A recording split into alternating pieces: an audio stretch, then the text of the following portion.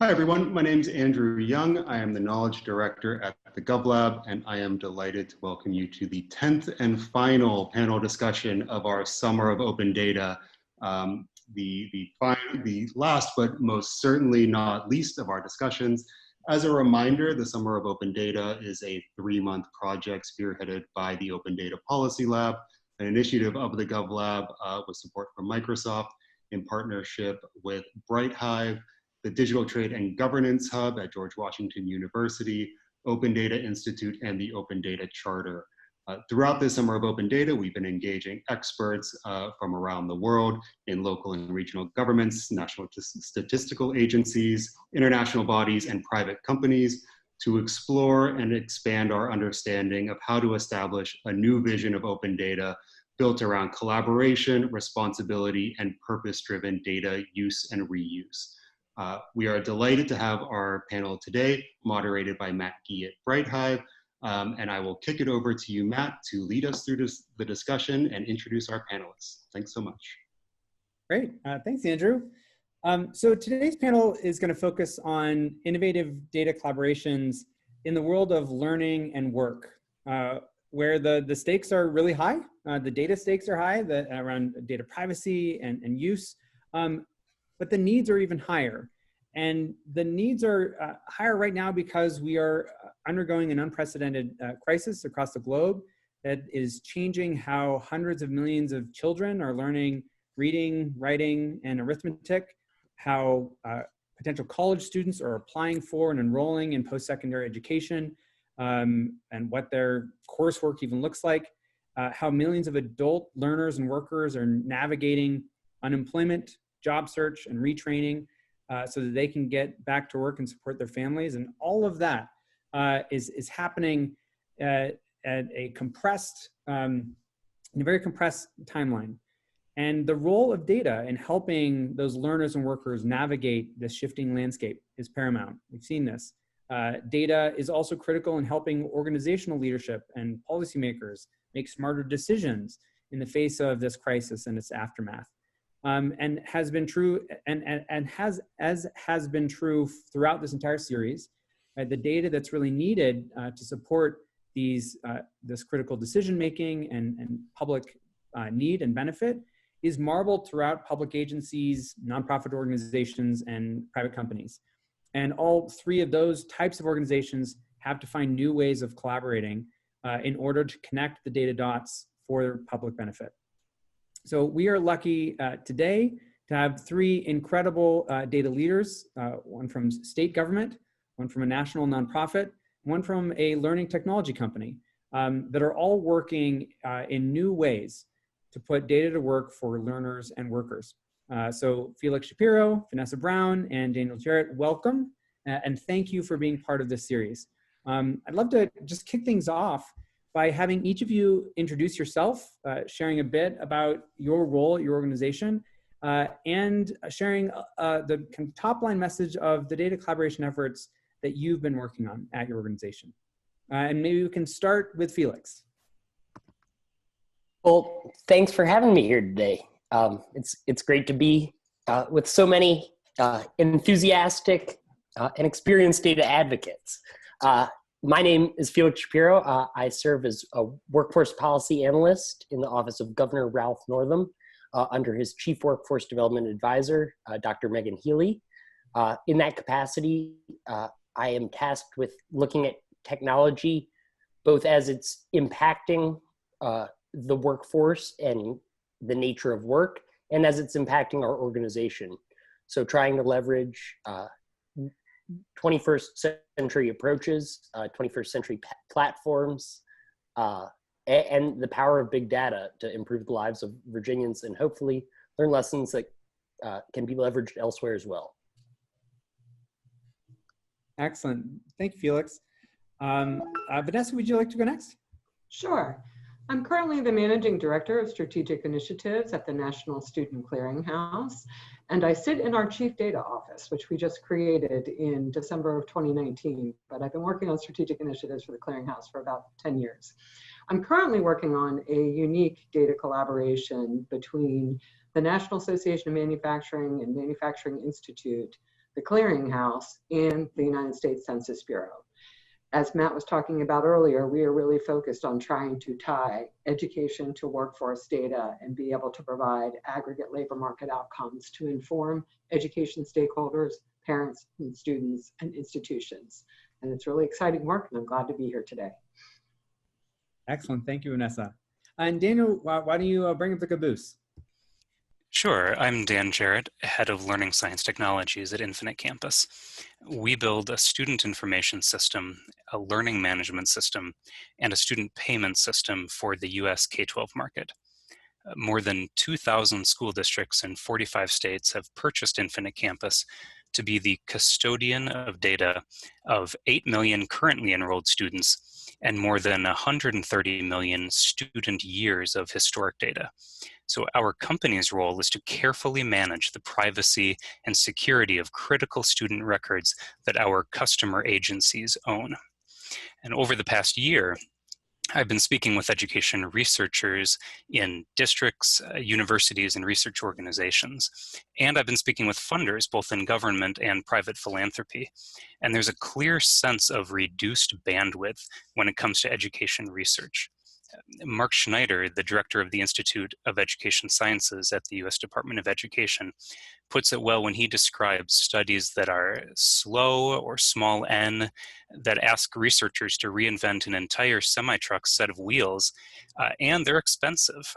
And so to fail fast, in Mark's words, requires our community to have a significant amount of supporting data infrastructure. So that's my work. School districts already trust us to manage student data privacy. We even built our own data centers that are inspected by the US Department of the Interior so that we can serve all Bureau of Indian Education schools. And now we're using technologies and expertise developed in the US Census Bureau to keep individual people's data completely private as required by federal law, but to make aggregated reports that are useful for qualified researchers. So I'll explain more as the talk goes on. Fantastic. I'm excited to dive into each of these projects and the work that you guys are all doing. This is, we're so lucky to have all of you participating. So let's start with the why. For each of the institutions that you guys work with, doing something new, and especially around working with sensitive data is risky. It's an uphill battle, and takes a lot of tenacity. So I'd love to kind of understand a little bit more of each of your kind of motivations for wanting to take on the task of the work that you're leading. And let's start with Felix again. So Felix, how are you and the state of Virginia at large rethinking the role of administrative data in better serving learners and workers? And what's really driving that shift for you? Thanks for asking. I think Virginia has the good fortune of having at least examined and dabbled with interagency and intergovernmental data sharing sort of for as long as the conversation has been going on at a national level. Now, I think that comes with some advantages and some disadvantages. An advantage is many of the sort of early difficult conversations about data integration and the sort of necessary conversations that come with it around sort of political territory, political priority, even broader questions about the nature of truth. That has been hashed out substantially over a number of years. And that conversation has resulted in a great series of legal tweaks that I think make our current work of a more real-time, more operationally focused sort of data integration possible. I think at the outset, Virginia was very focused on, and to be clear, we remain focused on individual data security as one of our highest concerns. But I think out of a commitment to anonymization and to protecting privacy, we in some ways handicapped not just our ability to understand both the population we serve and our operation, but our ability to operate effectively. I've always thought it's sort of the great irony of state government that, you know, we rely on multiplying, you know, factors derived from the census together to try and estimate populations when we possess within the Department of Tax and other data systems great troves of information that we can use to sort of objectively answer questions about the Commonwealth and the population we serve. And so I think it's an exciting time to be working in state government, and you know, if government is the great experiment, it's fun to be here as we start measuring the results. Excellent. Thanks, Felix. That really reminds me of a cutesy phrase I heard the other day of finding a better balance between kind of data misuse and data misuse. And that within government, kind of that dialogue is happening increasingly, that in over-indexing on preventing any, you know, potential misuse of data, there's this vast kind of space of missed uses of data that could be incredibly beneficial to the public. That's great to hear that Virginia's leading on that. I'd love to kind of move on to Vanessa.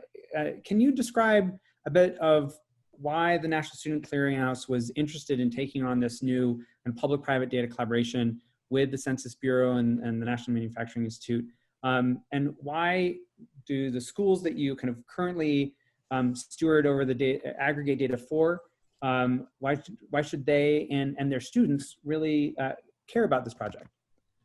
Sure, Matt. So the Clearinghouse's mission, and we've been around since 1993, it's been around providing insights around data in education for education stakeholders.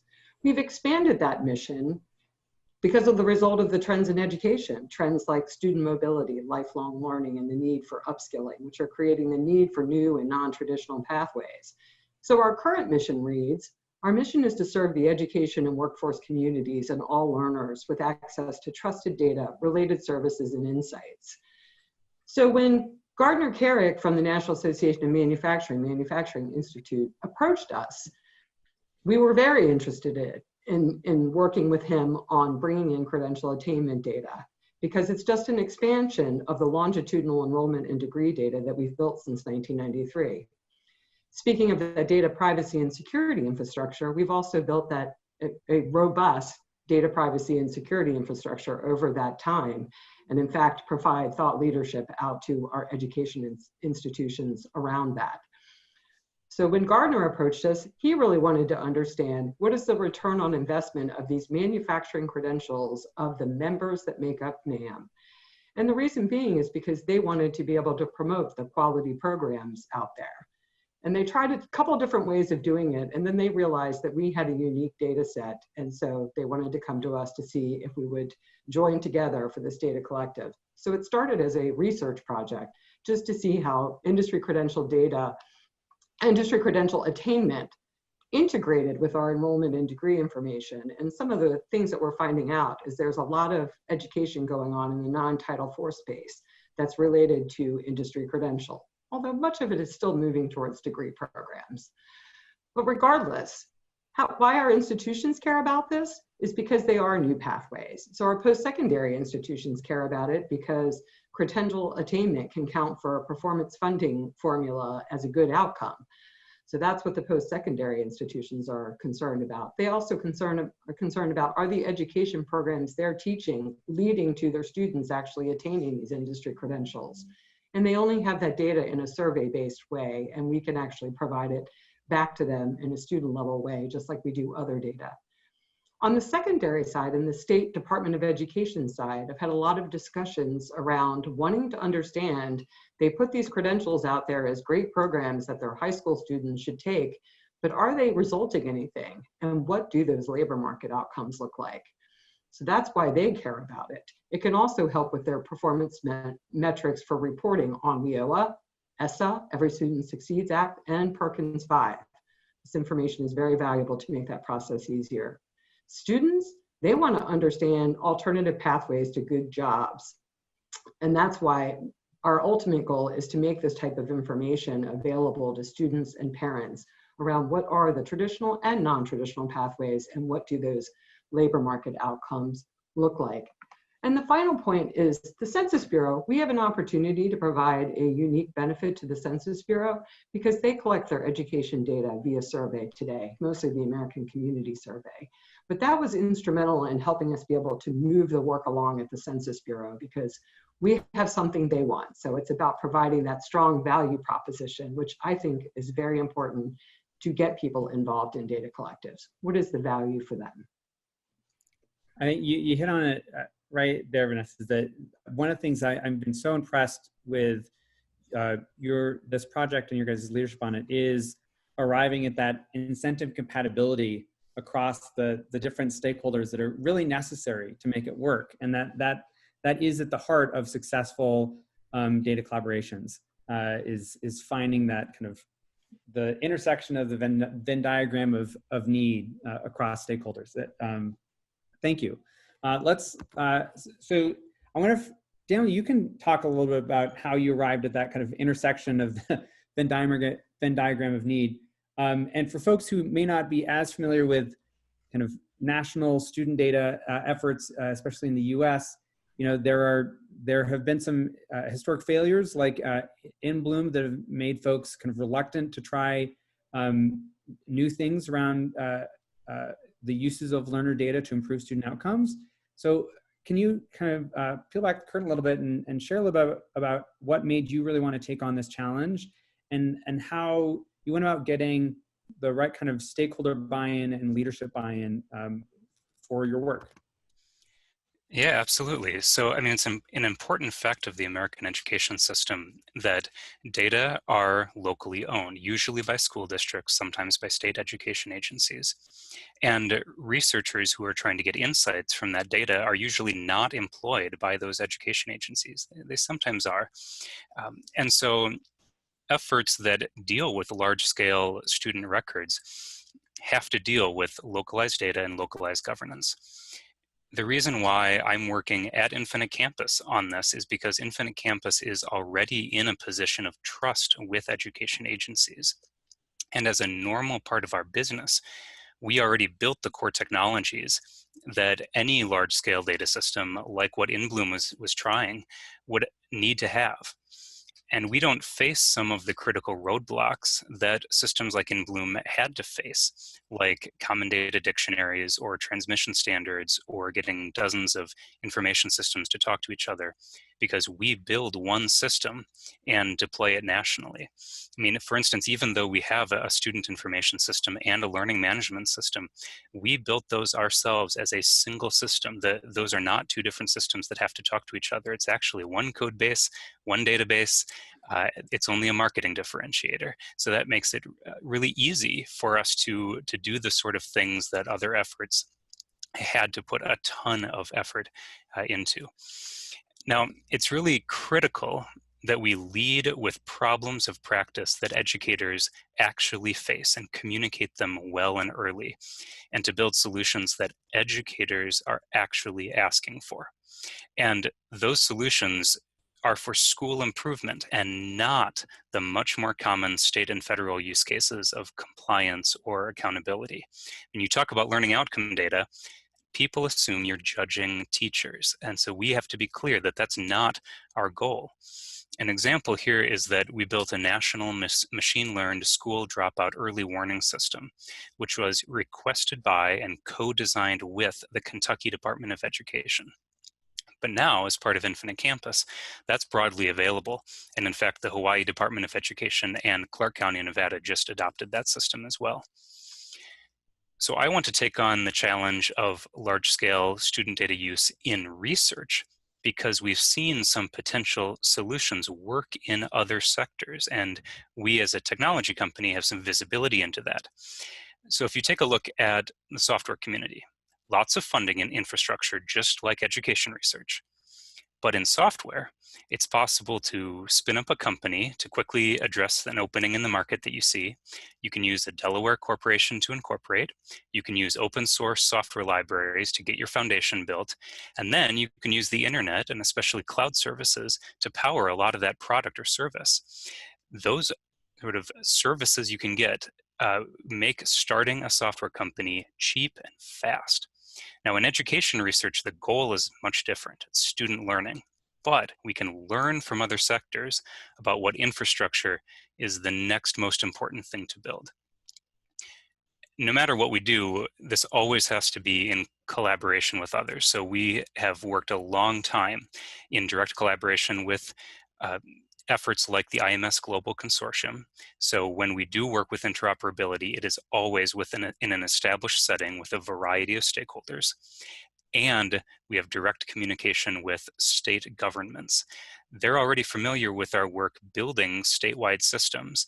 And our state edition actually does real-time data synchronization in a way that In Bloom could only dream about. If a student is tardy in rural Kentucky, that information is present at the Kentucky Department of Education less than 5 minutes later. We've built the infrastructure. We just need to ensure that we have the privacy technologies and the communication around them to show how that's useful for research.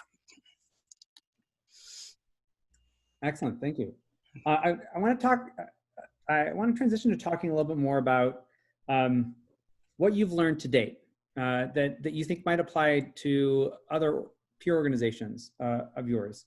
So let's start with Vanessa on this one. So you and the Clearinghouse have been chipping away at this initiative for years. And folks who are watching this on YouTube might not recognize how much the remarkable kind of patience and tenacity that you and your colleagues have had to just work through this. Can you describe some of the challenges that some of which you anticipated and planned for, and some of which you didn't, but how you as a set of partners and you as an institution at the Clearinghouse were able to kind of work through those and have the patience to make this collaboration work? Sure. So the challenges we expected data quality to be an issue.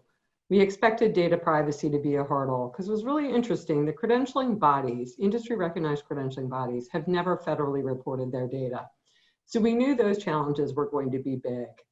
And one of the ways we started by working in the manufacturing space and talking to other clients, again, co-designing the service, as others have mentioned, and to find that set of the data that they could bring in. And we also gave them some best practices in data collection from the higher education work that we have done over the years. It's like date of birth is actually an important data element when you're talking about matching. If you're not collecting it, you need to change your front-end processes to start collecting it. That is some of the iterative work that they're doing to continue to improve their systems to send us better data.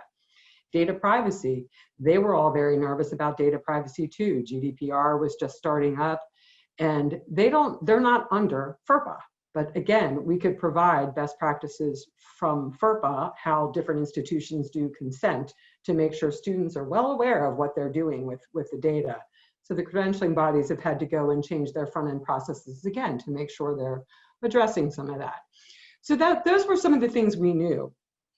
Some of the things that we didn't know is that there was a wide variety of data in the credentialing world.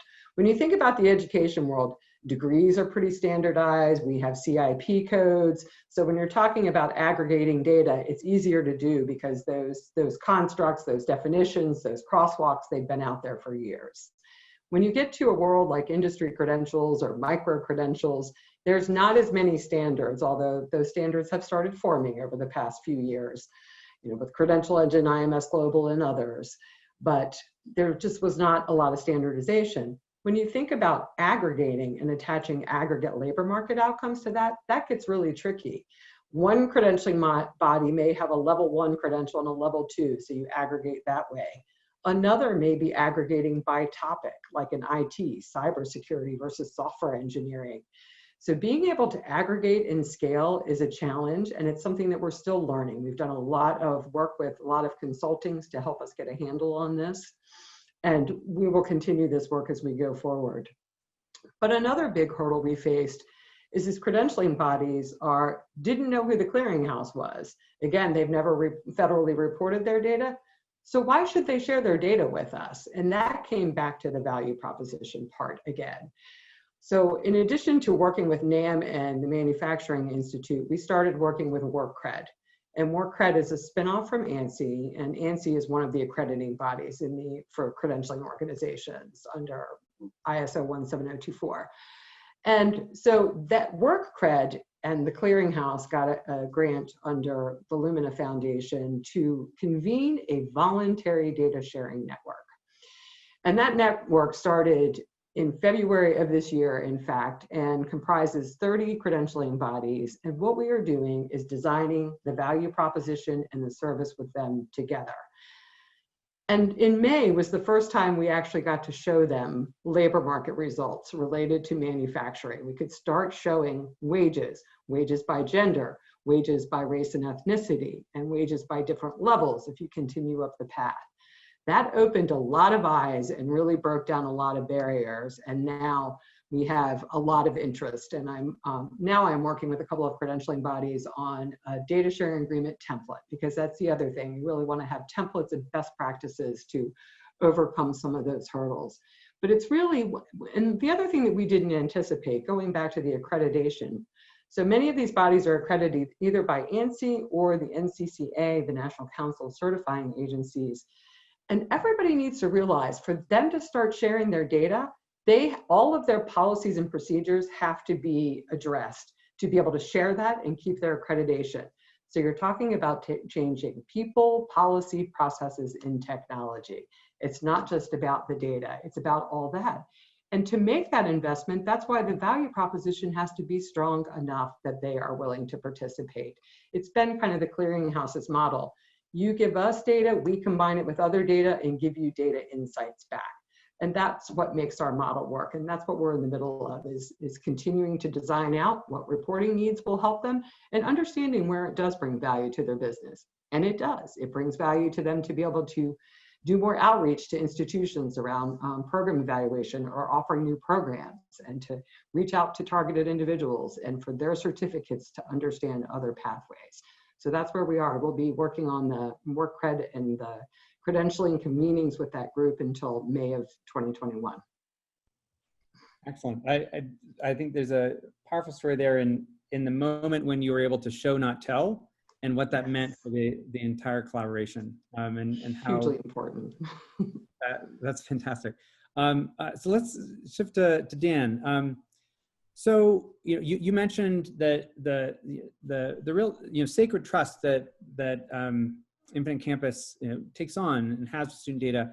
I'm curious to know a little more about how you've approached the kind of exploration of this concept of a research data warehouse with your research partners in partnership with Infinite Campus, and what lessons you might have for other learning technology platforms wanting to similarly accelerate the pace of education research and create more public benefit from the data they steward.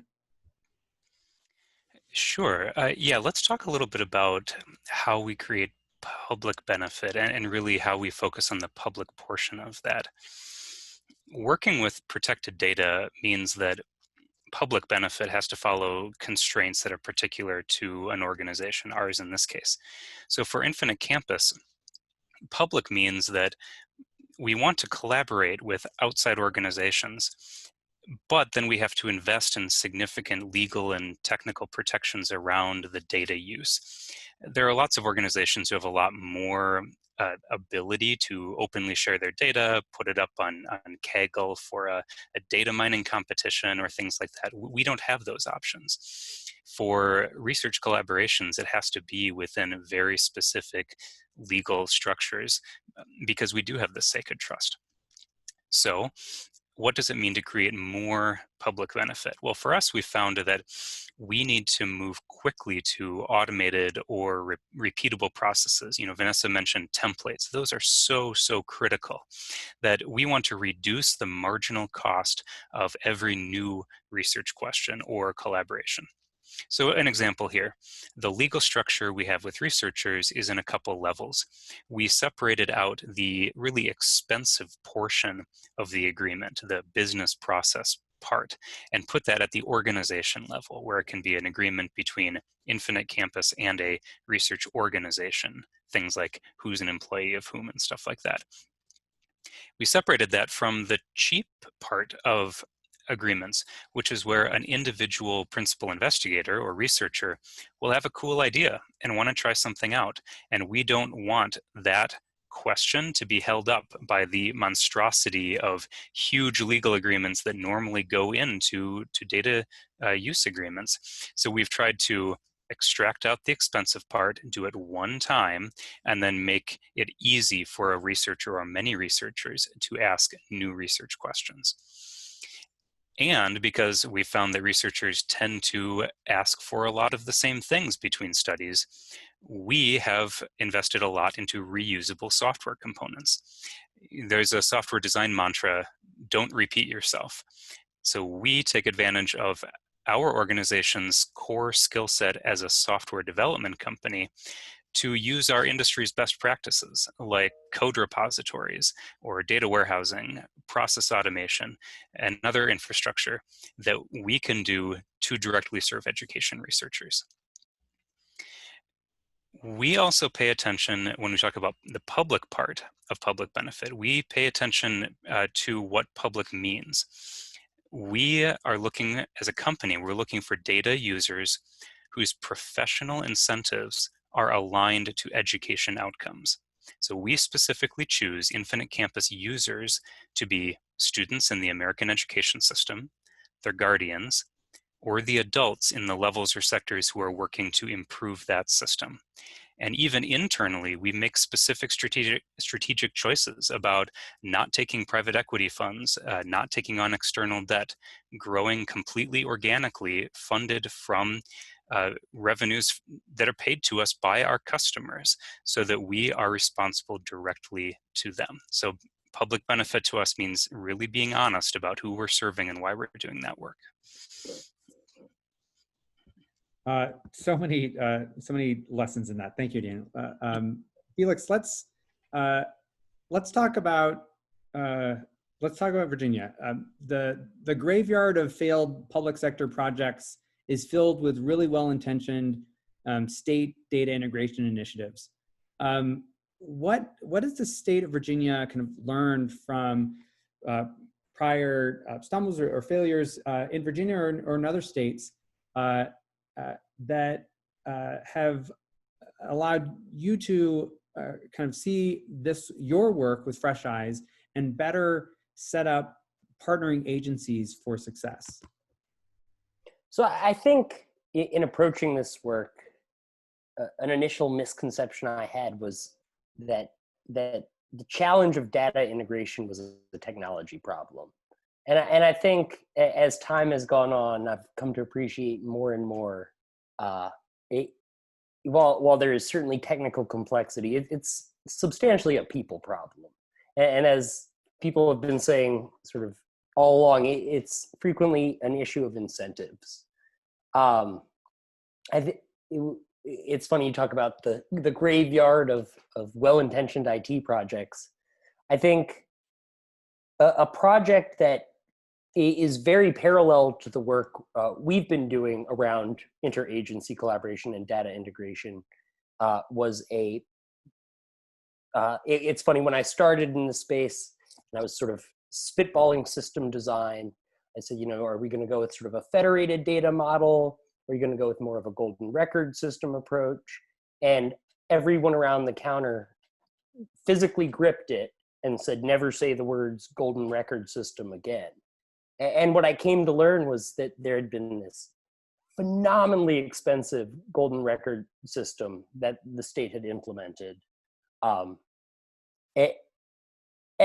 at its core, I think the problem that it was intended to solve was a well-diagnosed one, that we had no ability to track citizens across agency bounds. However, I think its failure was not in the implementation. The integration work was performed at substantial expense, but effectively. The issue was in the business model. So because underpinning the golden record system, it required a turf war over every field. Suddenly you have a question of, does the State Board of Elections or the Department of Motor Vehicles speak with authority as to someone's address? And you've got sort of jockeying for validity.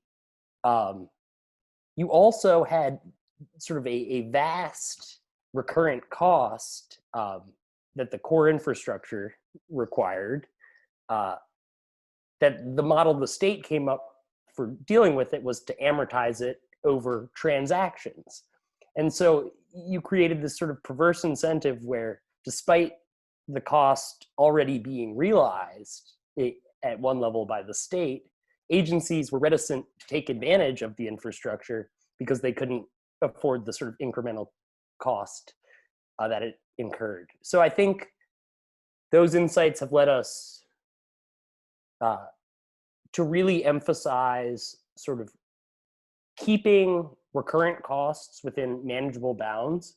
And as was alluded to earlier, I think cloud infrastructure is a key ingredient in doing that. And Virginia's been able to move forward with fits and starts towards allowing state-operated cloud infrastructure to thrive. But I also think bringing people together early and making sure the cost is borne by a reasonable party. So one interesting challenge the Virginia Longitudinal Data System has at times faced is the cost of integration work is borne by the party that wants to contribute data. But as we talk about so often, the benefits of their sort of integration are to external researchers or others, particularly in the case of the longitudinal data system that has sort of intense anonymization and a good degree of delay. So I think, you know, in some ways it's heartening that it's not a technology problem, because a technology problem sounds a lot harder to solve. But in other ways, it can be a little more daunting. Sometimes I think a reason government technology people have challenges sort of pushing technology projects through government is people that understand the value of data are sort of inherently attuned to rules-based thinking and believe, oh, if this legal objection has surfaced, we can have a legal response and that will overcome it. But so often, I think in the halls of government, what's phrased as legal objection or is even, you know, a scheduling conflict that seems to keep popping up when you want to have a conversation. These are subtler, non-objective, non-rules-based systems that can be, I think, hard for people with objective and quantitative bents to tolerate and navigate. I really appreciate that. And I think I've actually heard through all three of your answers this challenge in innovating around the, in some ways, the core business model is a weird thing to say for some data sets, but the core business model of the data. You know, who pays for shared, you know, for what are essentially, you know, shared data utilities, right? And figuring out that is often a bigger barrier than figuring out how system A talks to system B.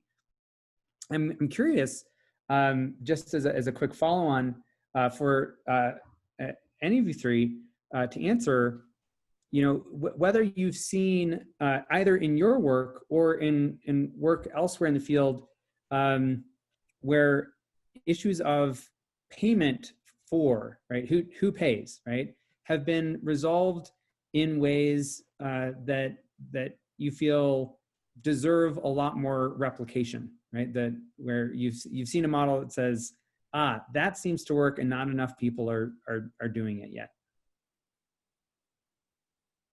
And totally fine if you don't have examples off the top of your head. Well, it's an interesting question, man. And, so the Clearinghouse has sort of a unique business model, but I think it helps make it work. I don't know if it's replicable in too many places because, we offered a lot of services for free for a long time because we were funded by a Department of Education grant for the purposes of federal financial aid reporting. And as we built the enrollment and we started getting degree data, we realized we had something valuable to the commercial market. They wanted to verify education, verify degrees, and they didn't want to have to call the school, wait until the school could look up the student record and say, yes, that education did happen. This person did get that degree. So one of our biggest customers on the for-profit side are background screeners who can send batches of students, and it's a win-win for them and for the school because the school doesn't have to, answer those 10,000 inquiries coming in. But that's a unique value proposition. But that is how we're trying to help deliver mission, is how can we provide opportunities in the for-profit market within the privacy and security and all of that provides value to students and institutions, but also generates revenue for us to be able to deliver more mission. And that's something we're always looking for. Got it. So you're able to, in some way, and this is a great model, find a kind of the stable revenue base for that kind of shared data utility that allows you to subsidize a number of other kind of shared data products and services for public benefit. Yeah, that makes a lot of sense. Yeah, go ahead, sir. Oh, I will say, I think we've been very fortunate to be able to sort of propel our ecosystem's innovation along through sort of well-timed grants. I think something that's been a challenge for us is as we flesh out this system and imagine it to its fullest extent, and we see these sort of compounding, cascading benefits to the operation, it becomes to sort of people, I think people who are familiar with technology and have sort of are familiar with conventional private sector incentives, it becomes sort of unthinkable that government wouldn't want to realize that cost savings. I think what's been eye-opening, and there's perhaps more fairness to this critique than I would like to admit, is I've heard seasoned state budget officials say that they've never seen a technology system save money. And I think to an extent that's true. On one hand, you have to sort of be intentional in harvesting the cost savings, and there can be political complexity to that. As someone told me once, every efficiency is goring someone's ox. But I think sort of the other side of that is a lot of times the efficiency or the cost savings might not be realized in terms of a budget reduction.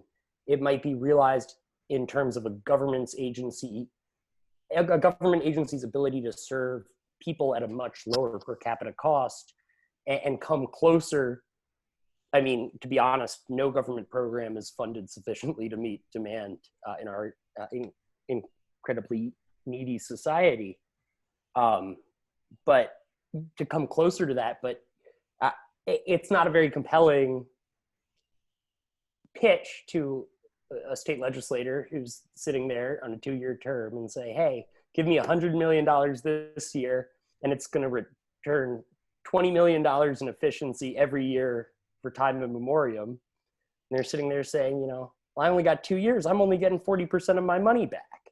So I think aligning sort of one-time funding to build out infrastructure and then ensuring that the organizations themselves build the recurrent maintenance costs, operation and maintenance costs into their existing operational budgets is one of the only ways to guarantee sustainability. Great ideas.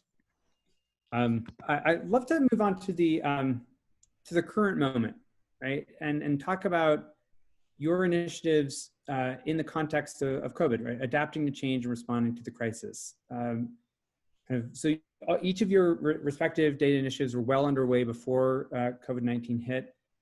So I'd love to know, how has the crisis changed the focus, priority, or urgency of your collaborative data efforts? And what, if anything, are you doing differently now than you were doing in January?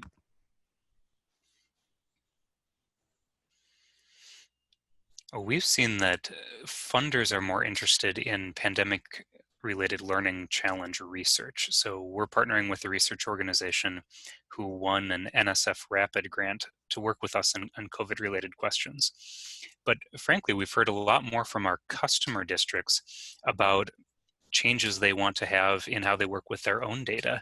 And we talk about data sharing or interoperability, moving from a lot of analog practices in the classroom to a lot of digital practices is forcing a lot of improvements that we have to make to our own product, just to ensure that data can get from teacher to teacher or from student to administrator. You know, for instance, we had to update our attendance workflow so that official attendance reporting can happen even when kids are at home. I mean, that's how schools get paid. And so we had to make sure that they did not lose funding, and that had to happen real quick. We made our learning management system free for the remainder of last school year. We had a couple hundred additional districts take us up on that. But when we were talking to classroom teachers, we heard a lot about remote classroom management being tough. For instance, they had to quickly go between a learning management system and Microsoft Teams or Zoom or Google Meet. And juggling that was a challenge. And now this fall, we have a lot of kids who are in a hybrid model where some days they're in the classroom and some days they're remote, and teachers have to manage that. Both the classroom management has to happen correctly and the student scheduling software has to handle that appropriately. So we had to quickly do that work over the past summer.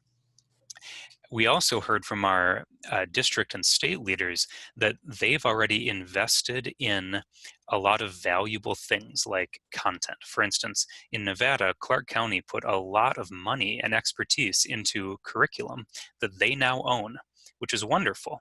And so the Nevada state government would like to use that curriculum in other Nevada districts, but getting data out of Nevada's siloed curriculum infrastructure and out to all of the other Nevada districts and quickly and linked with existing student infrastructure is not trivial. And so that's something that we're working with them on.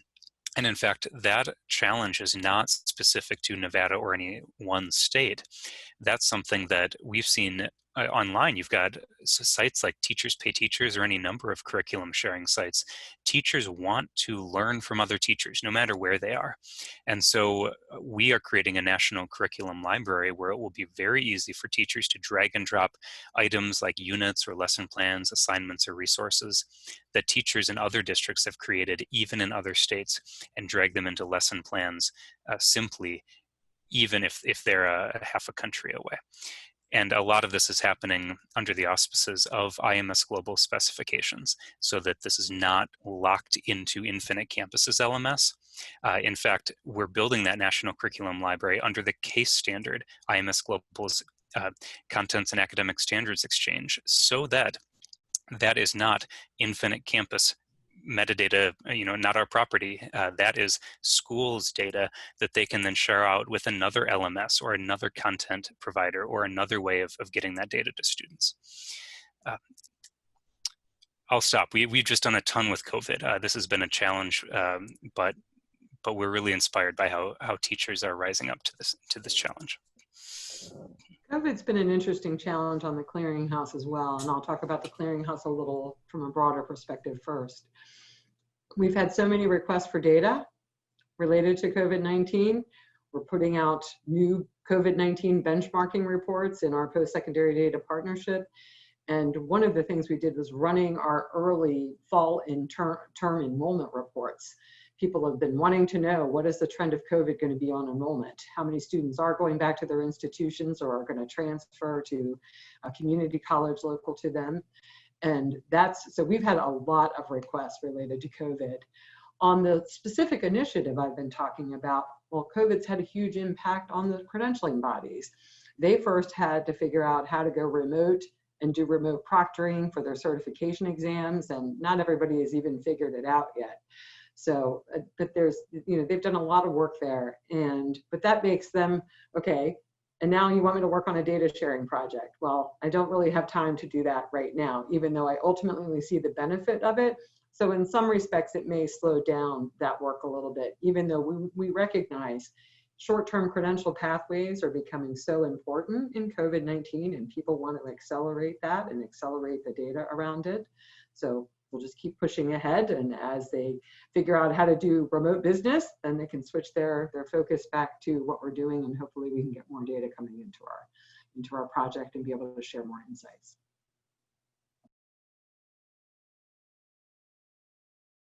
Yeah, I think here in Virginia, what we've seen is that when you're falling out of an airplane is potentially not an ideal time to be trying to put on a parachute, but it's an even worse time to be designing a parachute. So I think one of the sort of great tragedies of crisis, there's a saying in politics, never let a crisis go to waste. I think we look at this moment where in many states, unemployment insurance systems are buckling under the stress of surging claims.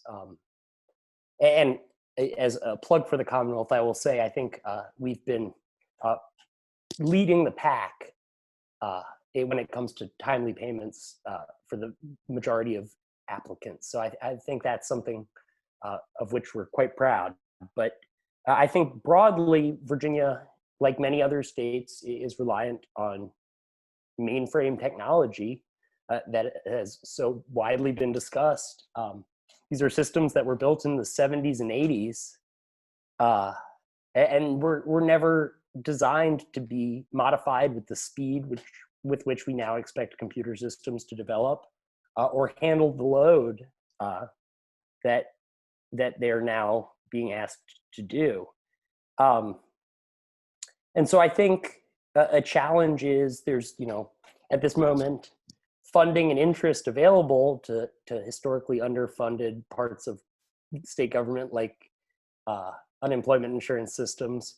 But it's as you say, in a time when everyone from the agency director on down is spending day in, day out, literally calling individuals back to help them work through their claims and work through their backlog, it is hard to get the sort of critical mass of administrative decision-making power and organizational expertise to implement a system-changing shift. So I think the successes we've had have in large part been grounded in the sort of reusability that was alluded to earlier. I think a great saving grace of this space is so many of the questions that we need to ask can be answered with some combination of census data about the broader population, program-specific data, individual data,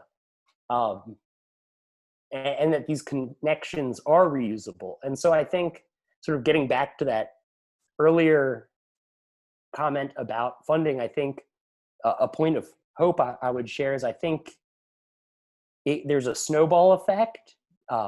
As you acquire more integrations, each integration yields an exponentially bigger operational and analytic return, and at sort of a continually manageable price. And I think for sort of folks working internally to try and drive funding towards the decidedly unsexy area of data integration, it gets easier once you can show success and start reusing modularized infrastructure. That's a great plug for the overall thesis of the summer series of data collaboration. Is that that demonstrated compounding combinatorial value of data. That once you get kind of that first ball rolling, it can snowball. Well, I want to thank all three of you, Dan, Vanessa, and Felix, for participating in this fun panel. I have learned so much. I am so inspired by each of yours work and the teams behind each of you that are all making it happen. I recognize it's not just you, and that's part of the real work of data collaboration. I'd love to make sure that each of you have the last word. So a lightning round, 1 minute each. If you can just share out, thinking of your peers at institutions or agencies like yours who are kind of flirting with the idea, who've listened to this and been inspired by it, but are, have some reservations for why they might not want to take on the challenges that you have taken on. What's your 1 minute or a few sentence pieces of advice that you think will help tip them over the edge and set them on the path to success for their data collaboration? And we'll go Dan, Vanessa, and Felix and wrap up that way. Great. Well, I'll start with a joke. What are the two hardest problems in computer science? The first is people. The second is convincing computer scientists that the first problem is people. And the third is off by 1 errors. In reality, you need to talk to people.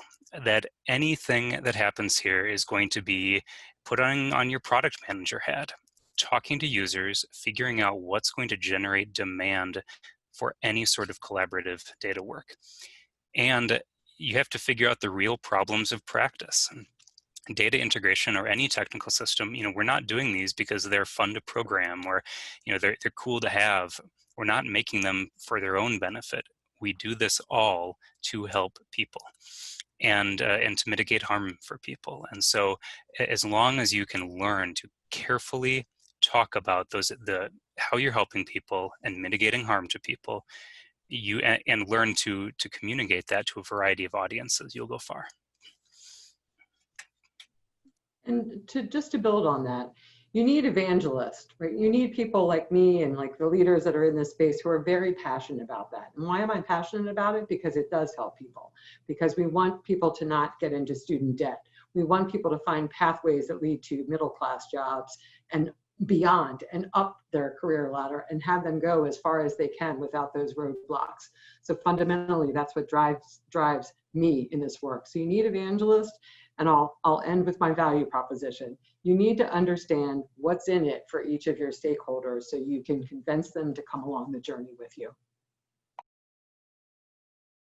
I think the message I have for anybody approaching this space is don't lose hope. There are more allies than you realize. I think one thing that has astounded me sort of every step of the way is this sort of sheer number of folks who have dedicated their whole careers to trying to make change, to pushing against clunky systems, be they technological or organizational and bureaucratic. And I think finding and trying to collaborate with and empower the folks who have been trying to solve the problems for a long time is really the only way forward. I think also partnership comes in a lot of unexpected ways. Throughout this process, it has not just been, state agency bureaucrats who could have quadrupled their earning power by going to the private sector, but have stood out for the better part of a career trying to make a difference. There are also folks in the private sector who as you navigate sort of the murky world of contracting and, oh my God, that data set was not as accessible as we imagined, we're going to need to pivot, are sort of in the trench right alongside you, figuring it out because they're ultimately there for the mission just as much as you are. And I think in that sort of, you know, the warm hand clasp of a comrade, there is sort of the courage to continue and keep breaking down these organizational barriers and unlocking the common good that's achievable for our society through data. So a great note to end on. Dan Jarratt, Vanessa Brown, Felix Shapiro, thank you so very much. You are wonderful data stewards and leaders that we're all lucky to know and to count as allies. So thanks again. Thank you.